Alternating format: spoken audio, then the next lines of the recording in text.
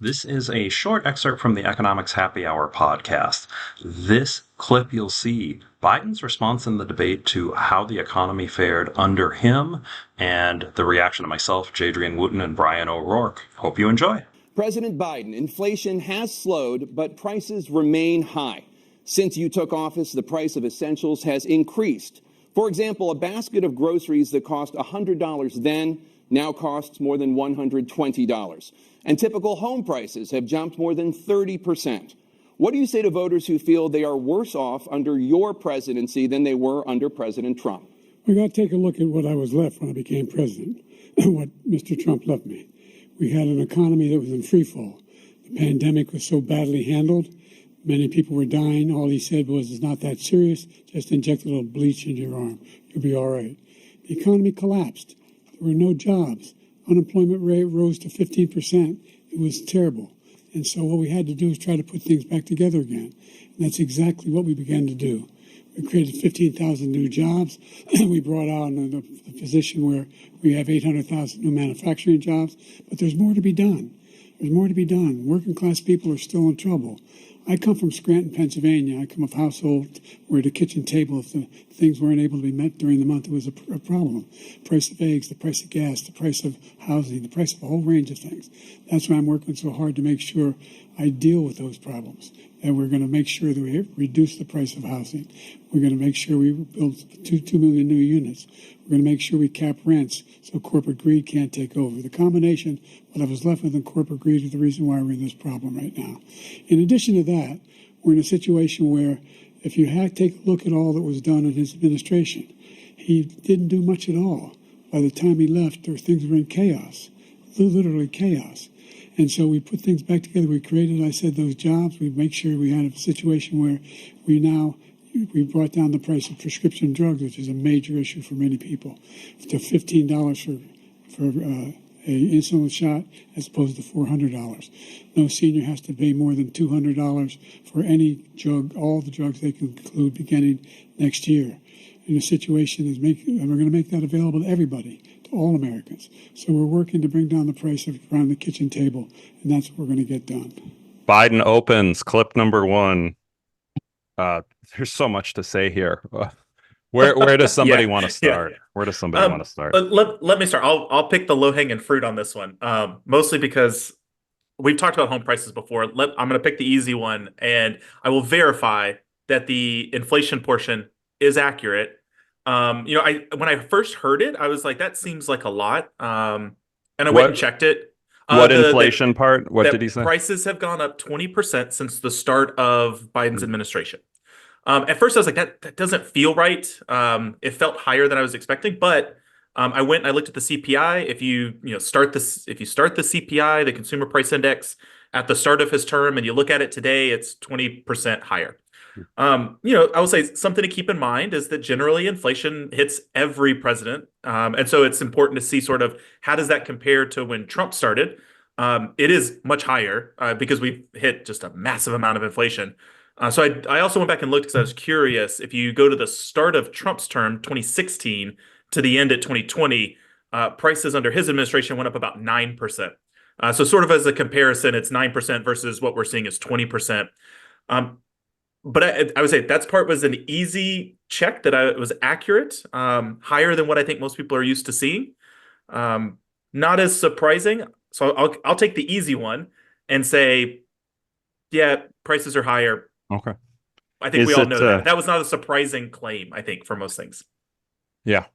Anything more on inflation from there, Brian?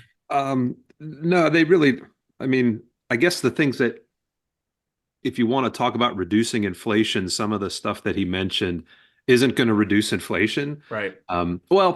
Maybe it will, but it's not going to cause, it's not going to solve any problems. The one thing that really jumped out to me as far as a policy suggestion was the idea of putting caps on rent. Yeah. I thought, ooh, dude, that's principles of economics. You put caps on rent, the people who get the capped prices are happy, but the people who can't find housing, they're not happy at all. And, maybe they have to go out and look either further away from where they live or they're living with roommates or they're living with their parents. And that's That's bad policy, and it seems like no matter what administration tries that, Republican or Democrat, it always ends badly. But Mhm. it's something that if people had more economic education, they might understand.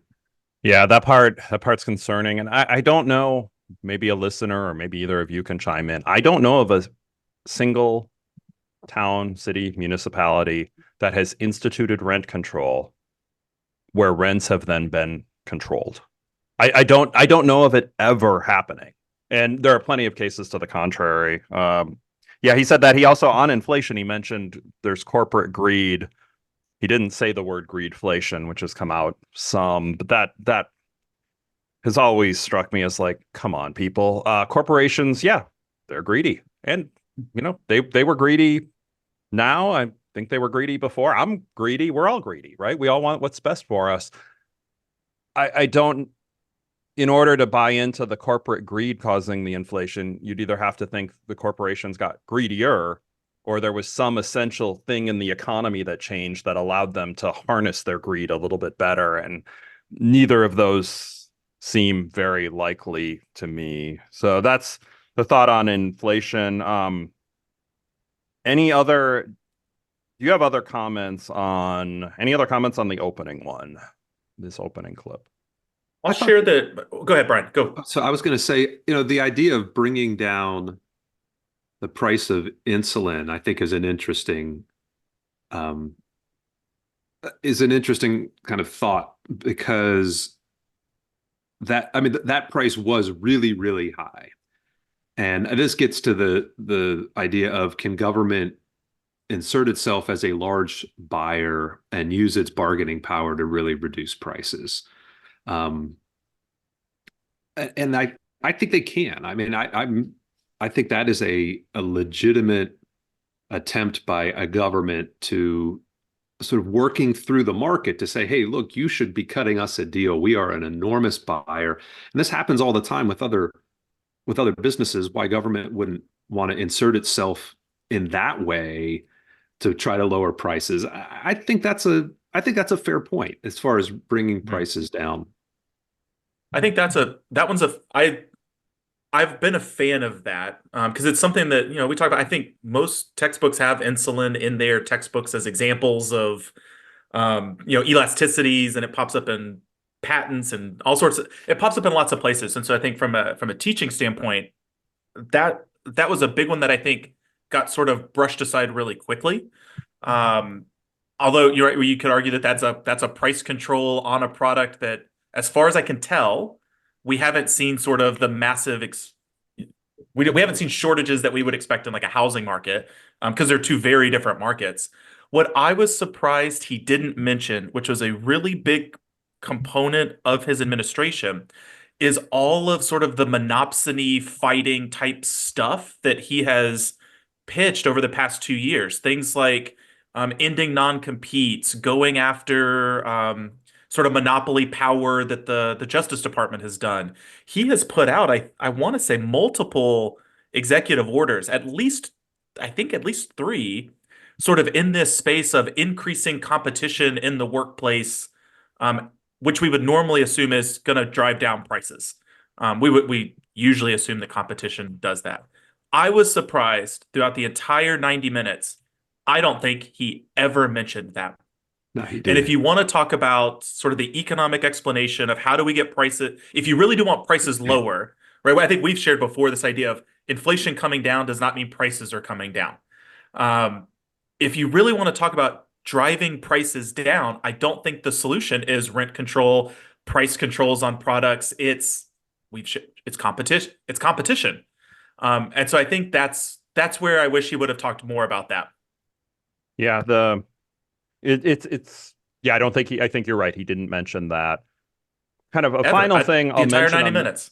yeah, a final thing I'll mention, I think, on this. He mentions 15% unemployment rate, and he mentioned it later as well. It did reach a peak of 15%, but that one, I think a fact check meter, he implied he took over when it was 15%. It had dropped to under 7%, I believe, by the time he took office. So that one.